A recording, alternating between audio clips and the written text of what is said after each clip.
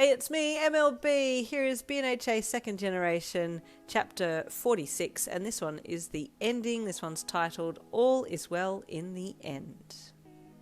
Brian continued to wail as Anthony picked him up bridal style and carried him back through the very confused crowds, taking him home to calm him down. Hiyoko had checked on Soshi and had had a chat to him, and his parents turned up, so he left them to talk and went to check on how Chi was going. Good afternoon, nurse. He greeted the lady on the front desk. I'm just inquiring about a student of mine who underwent emergency surgery earlier today, Chisuke Bakugo. The lady nodded and looked down at the keyboard, then punched some things in and read the computer screen to her right. He's out of surgery now, love. He's in ICU ward. We're not allowing visitors, but you can go up and check on him briefly. Thank you. I'll do that if that's okay, Hiyoko said. She nodded and pointed to the elevator. Go ahead, love. He nodded and stepped back, heading for the lift. Once on the ICU ward, he was directed to Chi's room and entered softly, making his way over to the side of the hospital bed. Chi was asleep, so he didn't disturb him, but was happy to see the heart rate monitors were beeping regularly and his heartbeat appeared very stable on the machines. Oh, thank goodness everyone's okay, he thought, before silently backing away and leaving the hospital. As he caught a taxi, he pulled his phone out to 30 messages from Kana and a few missed calls and messages from his mum and dad.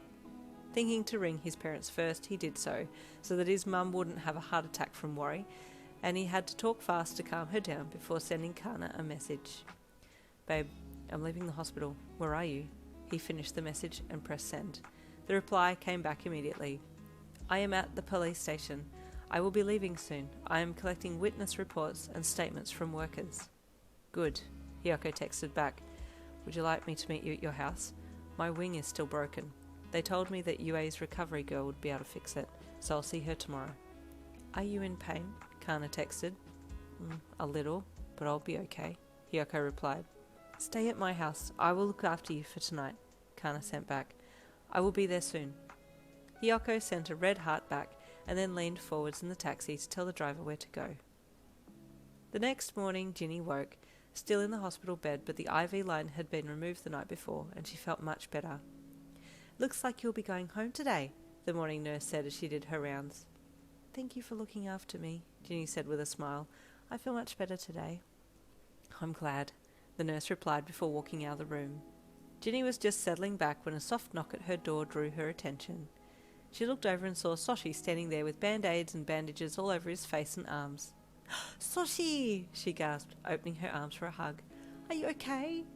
He ambled in and hugged her over the rail of the hospital bed, then walked to the end and sat down so that they could debrief about the week that they had had on their mission that they had survived on Friday. Have you seen Chi yet? He asked after they chatted for a bit. No, not yet. Have you? No. Is he allowed visitors today? Ginny asked, more asking the question rhetorically than anything else. I don't know. Let's ask if we can go and see him, Soshi replied.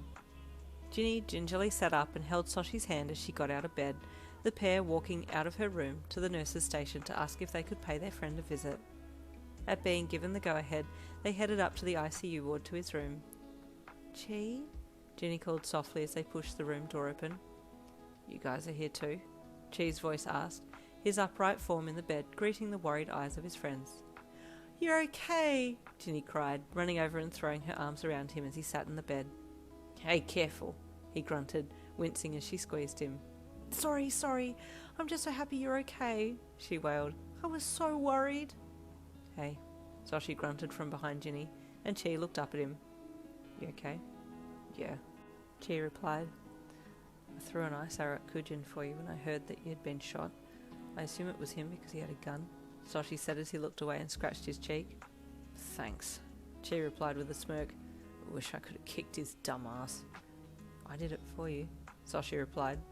The boys grinned at each other, and just then Hiyoko and Kana arrived. Kondo, your wing is all better, Ginny said with surprise when she saw that it was sitting up high again and there were no bandages. Yes, I went to Recovery Girl this morning and she kissed it better, he said with a chuckle. But more importantly, Bakugo, how are you feeling? Okay, Chi replied. Better than yesterday. Good to hear, Hiyoko said with a nod. Kana and I just want to commend you all on the work you did yesterday. We had no idea it was going to turn into such a dangerous mission, but thanks to you all, Kujin has been caught and will be put away for a long time. The students grinned. I've organised a few very necessary therapy sessions for you all to attend once you leave the hospital so that you can debrief from yesterday's events, but I do hope that you all go on to become wonderful heroes in the future, Hiyoko said with a smile. It was such a fun week, Ginny said with a smile. Yeah, I learned a lot, Soshi added. I'd do it again, too, just without the shooting, Chi said, making them all chuckle. Kana and I have written your reports and have handed them back to Mr. Shinso, your teacher.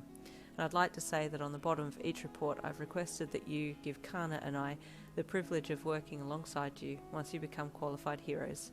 I'd like for you all to join my agency.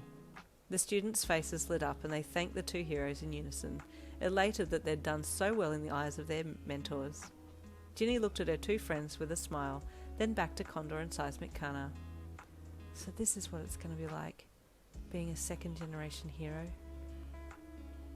And there ends Boku no Hero Academia Second Generation. Thank you all so much for staying and listening to this story. This was a story of all the original characters. None of these are canon characters, so I'm quite touched actually that you've even bothered to listen to this, because most people just want to hear fan fictions about their favourite boys, which I can completely understand, and girls that I can understand. Next book will be up later today, as is my usual form. I finish up one, wrap up one, and immediately start with the next. So hopefully I'll see you in the next book. But thank you all once again. This completed book will be posted again today. So there's going to be 3 uploads from me today. And you can binge that if you've kind of caught bits of the book and haven't listened to the whole thing. You'll be able to binge it in one go, one fell swoop. Thank you once again. Have a wonderful rest of your day, and I'll see you in the next book.